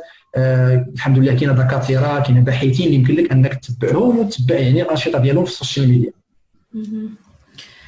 فهنا كنظن يعني كيف ما قلت لاله سكينه هادو هما يعني الوثائق المهمه والوثائق اللي كتشاركها جميع المنح، جميع نذكر الطلبه بهاد الامور اللي قلتي العشره. دونك قلتي البريد الالكتروني ليمايل ديالك، ولا ليتر دو ريكومونداسيون، دونك وكاينه لا ليتر دو موتيفاسيون، وكاين السيره الذاتيه لي سي في، وكاين الدبلوم اي الغولفي دو نوت، ولي لونغ دونك اختبارات ديال اللغه، والباسبور، والتصويره الشخصيه، وشهاده ديال حسن السيره او السلوك.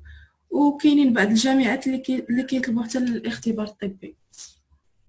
اختبار الطبي تمام. هاد الوثائق كامله كيف ما قلت تكون فورما جي بيغ، يعني تكون فورما يعني هذا يعني عنده علاقه بالنقطه الاخيره اللي نتكلموا عليها اللي هي الاخطاء اللي كيوقعوا فيها الطلبه. يعني المشاكل اللي كيوقعوا فيها الطلبه هو انه كيقوم بارسال هذه الوثائق فورما مثلا ما واضحاش ماشي كلير، ما كيصيفطهم فورما وورد ماشي فورما بي دي اف، ما كيجمعش هذاك الدوسي، هذاك الدوسي ما كيكلاسيهش، يعني كيخلي ملي كتصيفط الدوسي كيصيفطهم مشعتل. مثلا عندك 10 ديال الوثائق غادي تصيفطهم ولا 10 ديال المعطيات خصك ديرهم في الدوسي مثلا في الجيميل، كيجواني هذوك 10 ديال لي بيس الوغ كو في امكانه يجمعهم في دوسي ويسمي الدوسي بسميتو، وهذاك الدوسي كومبريسي بالوينرار ويجواني غير فيشي وينرار ويخرج من باب واسع. يعني هكا حتى هذاك السيد لا يوصلوا الميل ما كتديرلوش الخدمه، ماشي كيتيليشارجي كل وثيقه بوحدها ويفتحها بوحدها ويشوفها، كيتيليشارجي الدوسي ديالك كامل كيهبطو كيحطو عنده في البيرو كيفيريفي وثيقه وثيقه. يعني انت حطهم له بالترتيب، هما مثلا بادين بالسيره الذاتيه هي الاولى في الترتيب، بدا لهم انت بالسيره الذاتيه، كتب واحد بوين وكتب السي في حداها مثلا عادي الجوامع سي في باغ اكزومبل. يعني هنا البيسي فكياخذ الترتيب ديال الارقام 1 2 3 4 اللي انت هابط بهم، يعني كدير لهم هذاك الترتيب اللي هما طالبين وكدير لهم دوسي واحد فكتسهل عليهم لي طاش. فهمتيني؟ يعني كيف ما قلنا يعني هذه من بين الاخطاء اللي كيوقعوا فيها الطلبه، اللي ضد الموتيفاسيون، تاكد من لي دات، تاكد. عفوا قلت لك بالنسبه لهنا كياخذوا عليك فكره انك بالنسبه لك كتنظم الوثائق ديالك، كياخذوا عليك فكره انك شي واحد اللي راه منظم المسائل ديالك واورغانيزي مزيان، يعني يقدر يعولوا عليك. تماما راه يعني كاين ناس يعني وصلوا بدراسات انهم كيدرسوا ناس غير من خلال الميل اللي صيفطوا لهم، يعني من خلال دوك الكلمات اللي كتب، كيفاش كتب، كيفاش لصق مع الحروف. فكاين ناس اللي كيقدروا انهم يعرفوا النفسيه ديال الشخص هذا من خلال داك الايميل اللي كتبوا. يعني الايميل يكون مقاد، حاول ما امكن خذ وقتك، يعني كتب الميل صيفطوا لشي صاحبك كيفاليديه اللي كيميتريزي لونجلي، صيفطوا لشي صاحبك، صيفطوا لراسك بعدا انت شوف الميل كيفاش غادي يوصلك الميزون باج ديالو. لا تكتب هذاك الميل لونطري لي سباس السميه الفوق داير فلان كيف، يعني صيفطوا لراسك انت الاول، شوف كيفاش غادي يوصلك، كيفاش غادي تفتح لي دوكيمون جوانيهم انت راسك صيفطهم وشوف واش كيتيليشارجاو واش كلير واش هادي.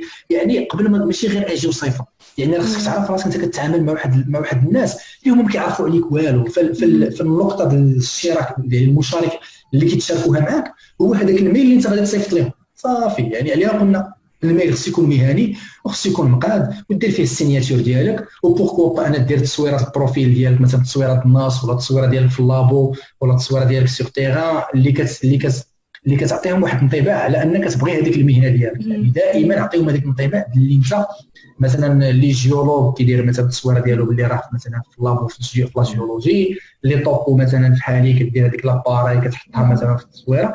يعني كتبين لهاد الناس هذوك اللي انت راك عندك واحد الحب لهذاك المجال اللي انت كديرو، ماشي كديرو غير فروض عليك. باسيون. وي دونك نهضروا شويه على مثلا المستويات الدراسيه اللي يقدروا يدفعوا لهاد لي بورس هادو وهاد لي ستاج.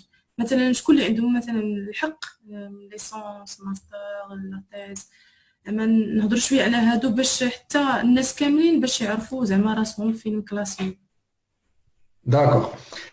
هنا غادي نفتح واحد القوس بسيط وغادي نعاود على واحد القصه وقعت لي، واحد الحادثه وقعت لي في واحد المنحه، واللي من بعد استنتجت باللي نظام التعليم المغربي هو اللي فيه المشكل، ماشي في الطالب المغربي وماشي في الملفات اللي كنقدموها. يعني السيستم ال ام تي هو اللي داير لنا هذا المشكل هذا.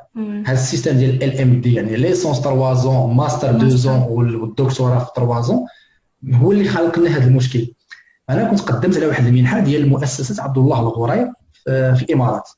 هذه المنحه هذه كيوفروا لك ماستر يعني ا ديستونس، يعني كنقرا ماستر ا ديستونس في جامعه اريزونا في الولايات المتحده الامريكيه.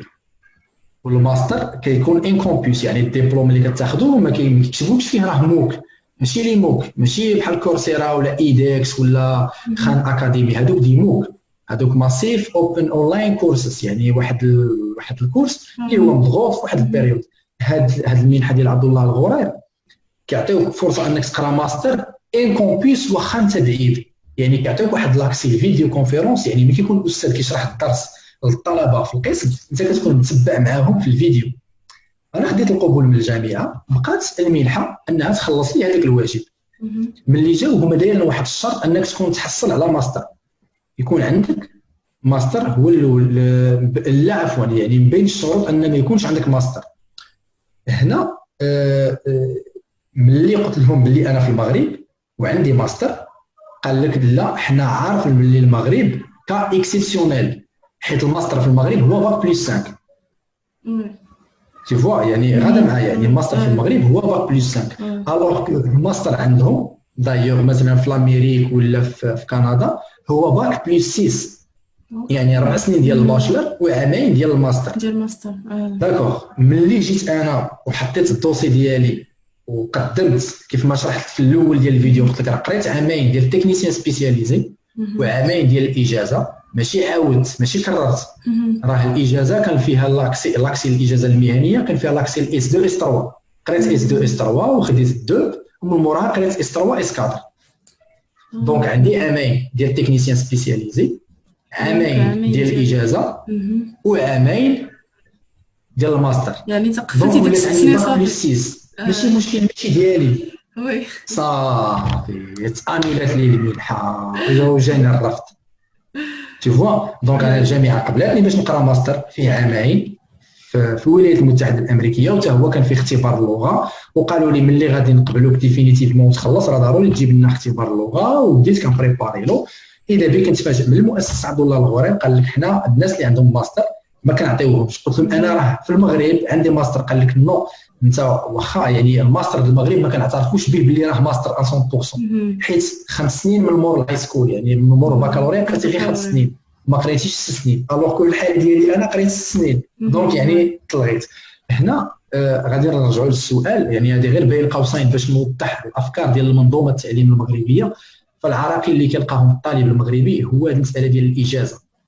انت قاري 3 سنين وباغي تدفع ماستر، فكتطيح مع واحد اللي قاري الباشلر في 4 سنين مثلا في الهند ولا في مصر ولا في الاردن ولا في سوريا ولا في فلسطين، فكيقراو الباشلر في 4 سنين وحنا كنقراو مثلا الاجازه في 3 سنين. كيزيدوهم عامين ديال الماستر هي 6 سنين، وانت عامين ديال الماستر هي 5 سنين. دونك ديما كاين واحد الامبالانس، واحد عدم التكافؤ ديال الفرص، يعني هو كيكون افونتاجو عليك. واش فهمتيني؟ دونك انت شنو كدير؟ يعني كتواصل مع المنحه وكتحاول تشرح لهم باللي النظام التعليم المغربي هو سيستم LMD اللي تابع لفرنسا. علاش الدراري ما كيلقاوش عراقيل في فرنسا؟ حيت فرنسا عندها هذا الحل هذا، حيت هي كدير ليسونس ماستر بحالنا. عليها الناس كيمشيو لفرنسا بزاف. علاش المغاربه ما كيمشيوش بزاف الاخر؟ حيت كاين هذا المشكل هذا، ولكن عنده الحل. فانت كتواصل مع المنحه وكتحاول تشرح لهم بلي النظام التعليم المغربي فهو اوليو ما تقرا 4 سنين فكتقرا 3 سنين باش انك تبوستيلي للماستر. بالنسبه للطلبه فاي واحد عنده الحق انه يدفع، فتقدر تمشي تقرا من البكالوريا، تمشي تقرا الباشلر ديالك، وتقدر حتى تاخذ الاجازه عاد تمشي دير الماستر، وتقدر تاخذ الماستر وتقلب على شي فرصه ديال PhD تماك. غير هو تعرف مثلا التخصص اللي غادي تدفع له ما تكونش عليه تنافسيه، ماشي ما تكونش عليه تنافسيه. فمثلا في المنح ديال الحكومات كتدخل مثلا المنحه الروسيه او المنحه الهولنديه ولا المنحه مثلا الالمانيه، حاول تعرف افضل مثلا توب 5 يونيفرسيتيز، واحد الجامعات الخمسه الاولى. هذوك الجامعات الخمسه الاولى ايكارتيهم ما تدفع ليهمش، ماشي احتقار ليك ولا السكيلز ديالك، ولكن كيف ما قلت في الاول راه غادي تدخل مع كونكيرونس مع ناس اللي عندهم باشلر عندهم 4 سنين، انت عندك غير 3 ans. انا انت من الديبار مغربل، ولكن هذا ماشي تعميم. يعني انا هذا غير بعض الخطط بعض الاجراءات. يعني سير هذيك الجامعه رقم 6 اللي الكلاسيه السادسه والسابعه والثامنه ودخل بوستيلي لهم، فكلهم يعني جامعات مزيانه وكلهم كيعطيوك فرصه. يعني غير باش انت تزيد من القيمه ديال الحظوظ ديالك فكتدخل كتبوستيلي لهاد الجامعات هادو اللي هما ماشي توب يونيفرسيتيز، ماشي بحال مثلا في المغرب ماشي غادي تمشي تدفع للاخوين، راه عليها تنافسيه وعليها كونكورونس وعليها بزاف الحوايج. او مثلا كلاس بريبا ولا مثلا الحسنيه ولا شي ايكول هكا ديال الجينيور، فكتمشي لواحد الايكول اللي هي اقل منها وكتعطيك نفس الدبلوم. فان كونت ما كيبقاش المدرسه هي اللي كوناتك، فكتبقى انت وشنو خديتي والتدريب اللي درتي وانت كتطور راسك مع الوقت. يعني هذا كاجراء. يعني كتمشي لشي بلاصه فين عندك مستوى انه نقدم المنحه اي تخصص. تماما يعني يكون عندك حظوظ ويكون عندك كيفاش غادي نقولوا مثلا كاين بعض الاخوان اللي كيمشيو يقراو طب مثلا في روسيا وكيقول لك انا غادي نرجع للمغرب الدبلوم ديال روسيا ما معترفش به. هذا بحد ذاته راه هنا تناقض. حنا غير مع راسنا دابا انا وياك سكينه والاخوان اللي غادي يشوفوا هذا الفيديو هذا، واش حنا غادي نوصلوا لقطاع الصحه ديال روسيا؟ واش البنيه التحتيه ديال المغرب هي البنيه التحتيه ديال روسيا؟ ففرق هائل. راه الناس فايتنا بسنوات، ومع ذلك المغرب ما كيعترفش بالدبلوم ديال مهندس مدني من روسيا. علاش؟ فهنا كنرجعوا للمنظومه وكنرجعوا للاستراتيجيه والتوجه ديال البلاد. راه ما يمكنليش تكومباري روسيا والبحث العلمي والتطور ليك، راه العالم الاول هذاك. راه روسيا لا ما معترفش بالمغرب، ما معترف دابا المغرب ما معترفش بالدبلوم ديال روسيا. ايماجين دابا المفارقه كيفاش دايره، تي فوا. دونك راه شي حاجه اللي هي اللوجيك، يعني خص اعاده النظر في هذه المساله هذه. يعني كيقول لك وراه جاب ديبلوم من روسيا راه عيان. لا سيدي، راه ماشي عيان، راه حنا اللي رديناه عيان في الاعين ديالنا، وبهذيك الفكره اللي كنسوقوا على ان التعليم في اوروبا الشرقيه راه سوق خاوي. لا، اوروبا الشرقيه راه دول قائمه بذاتها. حنا كنعرفوا اوكرانيا في هادشي ديال اليورانيوم وهادشي ديال الطاقه النوويه، فهي متقدمه بزاف. روسيا في الصناعات في الصناعات الثقيله، تركيا كذلك ومثال. فعلاش اخي زعما هذا سؤال ما غاديش نقدر نجاوب عليه انا، حيت ما كاينش الجواب ديالو اصلا. فهمتيني؟ دونك يعني جميع المستويات يمكن الطلبه انهم يقدموا. يسوفي انه يوجد الدوسي ديالو، وتكون عنده واحد العزيمه، وتكون عنده واحد الاراده، ويدخل يقلب على المعلومه من المنبع. فهنا لاله سكينه كيف ما سبق لي هضرت معاك، في هذا المجال ديال المنح فيه تنافسيه كبيره، والتنافسيه كتولد واحد المساله اللي هي فيها الارناك، فيها النصب. فخص ترد بالك من المساله ديال هذوك لي زانتيرميديير. فيا دابا انا مثلا كيدخلوا عندي ناس في البريفي في الانستغرام ولا في الفيسبوك، وكيقول لي مثلا عافاك مثلا وقف معايا نعمر الفورمولير. فيا ما نقول له مثلا نعمر لك الفورمولير، مثلا اعطيني 500 درهم، ولا مثلا كتب لك ليتر ريكومونداسيون ولا شي حاجه. اذا كان عندي الوقت راه غادي نعاونو، ولا دابا السيد مثلا موتيفي ولا السيده موتيفي، راه غادي نشتغل معاها، غادي نعاونها جيسكو بو. ولكن ملي كيبان لك شي واحد اللي هو كسول وباغيها واجده، كنقول له السي محمد انا ما كنتعاملش مع الناس. راه كلشي كاين في المواقع، قرا شويه الموقع، عرف انت شنو كاين في الموقع الرسمي، يعني المعلومات شنو موفر لك، واشتغل. فكاين بعض الاخوان اللي كيبغيوها واجده. يعني هنا غادي نفتح الباب ديال المساله. كاين الناس اللي يستغل هذاك الضعف ديال هذاك الشخص، ولا هذاك اللي باغي يوصل دغيا، باغي يوصل بواحد السرعه، فكيستغل هذاك الطموح ديالو وديك الحماس ديالو. فكيقول له شوف تعطيني مثلا، وهادو كاينه، يعني كيقول لك رانا مكتب ورانا وكاله، كيقول لك اعطيني مثلا 20,000 وغادي ناسيرو لك مثلا دراسه مثلا في روسيا. ملي كتجي انت كتشوف هو ما غاديش يقدم لك المنحه، ولكن كيقول لك فهمتيني، يعني المكاتب ديال النص. يعني الواحد يرد باله من هاد النصابين، من هذا الشيء ديال الارناك، ويرد باله من المواقع الفيك نيوز. يعني كاينه مواقع اللي ما كتكونش رسميه، كتكون مواقع ربحيه، كيبقى عليك اضغط هنا، كليكي هنا باش تهبط لك لافيش، كيرجعك لواحد السيت واحد اخر باش يبين لك الاعلانات، كيقول لك تسنى واحد 20 ثانيه مثلا. هذيك ال 20 هو الغرض ديالو غير يدورك في واحد المتاهه، في واحد الدوامه. يعني هذا انا ايفيكتيفمون يعني كيربح من لي كليك ومن لي فيوز ومن داك الشيء هذا. عليها انا يعني بينت المواقع الرسميه، وغادي نصيفطهم ان شاء الله اوكون فوا ديال هاد مثلا ديال هاد الدول هادو اللي باغي يقرا مثلا في ايطاليا ولا في هولندا ولا في فرنسا ولا في تشاينا. فالموقع الرسمي فيه كل شيء، فيه جميع المعلومات. كتبقى انت والاجتهاد ديالك. اذا بغيتي تزيد هذوك المعلومات انك تزكيهم، كتقلب في اليوتيوب ولا كتدخل تسول بعض الاخوان لانهم قراو. كاين دي جروب فيسبوك، كاين دي بورتاي اللي كيكونوا ناس كيتشاركوا التجارب ديالهم. كتبقى انت تطور من المعارف ديالك ومن المفاهيم ديالك. ما كتبقاش واحد كدير واحد الريزون صافي يعتمد غير على المواقع، ولكن كيكونوا بعض ايفيكتيفمون. يعني هذا هو يعني التنافسيه. فالانسان ما يكلش، ما يملش، وما يتحبطش. راه يعني نقدر نقول لك انا تقريبا 10 ديال المنح اللي كندفع لهم كتقبلني وحده ولا ما كتقبلني حتى وحده. وانا الى حدود الساعه راه دافع تقريبا شي 4 ديال ريسيرش بروبوزل وخدمت عليهم. يعني داو لي الوقت. دابا انت راكي في البحث الاكاديمي وعارفه باش توجد واحد البروبوزل ديال الريسيرش، فكياخذ لك الوقت. يعني الفكره والاوبجيكتيف والميثودولوجي ديال الريسيرش وشنو باغي توصل. يعني وجدت واحد 4 وخداو لي الوقت وخدمت عليهم وبوستوليت، وباقي جوسكا ماتنون ما وصلني حتى شي جواب. دونك انا استفدت انني بحثت في مواضيع جداد وقلبت على تكنيك جداد، ولكن استفدت. يعني انا باقي كنقلب مزيان. دونك ما غاديش نستسلم. يعني هذا ماشي شي حاجه اللي كتسناني غير انا. راه كاينه تنافسيه، كاينه ناس اللي هما اكثر منك، كاينه ناس اللي هما في المجال اللغوي احسن منك، كاين ناس في جايين من بلدان اللي هما التعليم فيهم احسن من بلادك، فهمتيني. دونك راه كاينه بزاف ديال المعايير وبزاف ديال المعطيات اللي خص الانسان يحطها في باله في هذه المسائل ديال المنح والفرص يعني للدراسه او التعلم في الخارج. شكرا عادل. واحد السؤال اخر على مثلا من بعد التجربه ديالك وهادشي كامل اللي دوزتي مع اللي دفعتي وداك كتقبل كتريفيزا، يعني شنو هما بعض الامور اللي زعما اللي كيوقع فيهم الطالب واللي ممكن يوقع فيهم الطالب فاش كيدفع مثلا شي بوكس ولا شي حاجه؟ شنو هما هاد الامور اللي كيخلي هذاك الدوموند ديالو كيتريفيزا؟ نسولك نيت فاش هضرتي دابا على البروبوزو، دابا مثلا كما قلتي دفعتي 4 ديال لي بروبوزو، واش كتدفع واحد النموذج بروبوزل واحد كتدفعوا بهاد لي 4 مثلا بورس، ولا كل بورس كدير مثلا بروبوزل ديالها خاص، يعني واحد ما كيشبهش الاخر؟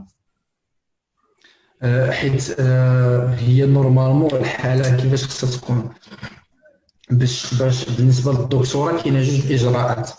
كاينه انت كيف ما قلت كيكون عندك انت البروبوزل واجد، عندك البروبليم ها هو، ها لوبجيكتيف فين بغيتي توصل، ها الميثودولوجي دو ريشيرش، ها لي لوجيسيال اللي غنخدم بهم، ها الكالكولير ابليكي، وشحال غادي ياخذ ديال الوقت، وكتمشي وكتبقى طونطي لا شونس، كتبقى تصيفط الناس اللي هما قراب لك لهذاك الدومين في الجامعات.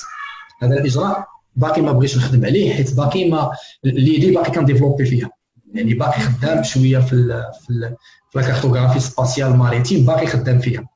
شنو كندير انا ملي كنلقى واحد لوفر يعني فاكيشن، كتسمى فاكيشن ديال بي اتش دي واحد الجامعه اللي هي قريبه للمجال ديالي، كندخل كنقرا عليها. هما كيكتبوا واحد لانتروداكسيون، واحد النص كيكتبوا كيقولوا زعما دو لو كادر ديال واحد البروجي راه بغينا نخدموا مثلا واحد نحسبوا مثلا الكارتوغرافي ديال شي حاجه، غادي نستعملوا الدرون وغادي نستعملوا واحد دي سبيكتر وشي حاجه. كتدخل يقول لك مثلا حنا يعني خصك تصيفط لنا واحد الريسيرش بروبوزل في الدومين هذا، كندخل كنمشي كنديفلوبي راسي في هذاك الدومين هذاك اللي هو قريب ليا في هذاك الريسيرش، كنقلب على دوك الكي ووردز، كنتانسبيرا من لي زارتيكل اللي تبوبليا في ميم سونس، كنحاول نديفلوبي واحد البروبليماتيك فيا هذوك لي زارتيكل اللي ديجا تبوبليا ومع داكشي اللي هما باغيين انهم يلقاو، وصافي كنبدا ريديجي كنبدا نقاد فوالا كنحاول نحط لهم حتى البيبليوغرافي اللي خدمت عليها في البروبوزل واللي عليها غادي تبازا مثلا في الريسيرش، كنحطها مثلا واحد 10 ديال لي زارتيكل اللي لقيتهم في الريسيرش جيت ولا شي حاجه، كنقول فوالا هما دي زارتيكل اللي مثلا في هذا المجال اللي نتوما خدمتوا عليه، راه واحد السيد مثلا في الجامعه الفلانيه في 2012 راه خدم وها شنو وصل، يعني كنحاول ندير دي كومباريزون وكنبوستولي. دونك يعني هنا كنمشي في الاجراء الثاني ماشي الاجراء الاول، حيت كيف ما قلت لك البروجي ديالي ان شاء الله ملي غادي نكمل البروبوزل ديالو ويبان لي يعني نشوفوا انا هكا كرونولوجيكمون كيفاش كيدوز، فغادي نبدا ديك الساعه غادي ندخل نقلب على لي زونيفرسيتي في العالم كامل وغادي نبدا نصيفط. يعني ديك الساعه ماشي ما غاديش نكون مرهون بواحد الموضوع معين، اكثر ما غادي نكون مرهون بالبروف بلونكادرون. دابا يعني بحال كنقولوا لونكادرون كاين والسيجي كاين، انت خصك ديفلوبو ولا خصك تادابطا على داك السيجي وعلى هذاك ولا على هذاك البروف اللي هو كاين. الوغ كو اذا كريتي انت البروبوزل ديالك وبقيتي كتبوستولي فانت كتانفيتي دي شيرشور هما يونكادريوك. تي فوا دونك يعني بحال نقولوا كاينه جوج طرقان، كاينه هادي وكاينه هادي. داكوغ. السؤال الاخر اللي كنتي قلتي لي السؤال ديال زعما الاخطاء اللي كيوقعوا فيها الطلبه ياك؟ داكوغ. الاخطاء راه كيف ما تكلمت قبيله، راه هي مثلا هذه المساله ديال الايميل، هذه المساله